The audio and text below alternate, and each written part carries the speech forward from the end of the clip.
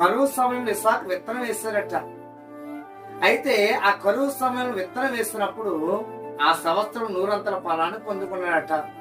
ఇస్సాకు దేవుడి మీద విశ్వాసం ఉంచి, నా దేవుడు నా పట్ల మేలు చేస్తాడు, నా దేవుడు నా పట్ల మేలు చేసి ఈ సంవత్సరం 100 ఫలాన్ని ఇస్తారని ఇస్సాకు విశ్వాసం ఉంచి విత్తనం వేసినప్పుడు ఆ సంవత్సరం 100 ఫలాన్ని పొందుకున్నాడట.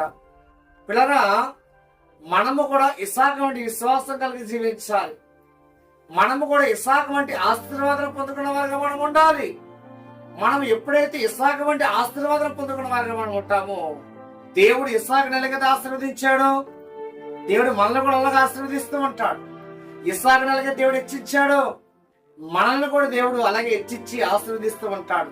మనము కూడా ఇస్సాకు వంటి విశ్వాసం కలిగి జీవిద్దాం. దేవుడి మాటలు బట్టి మిమ్మల్ని మమ్మల్ని దేవుడు దీవించి ఆశీర్వదించుగాక.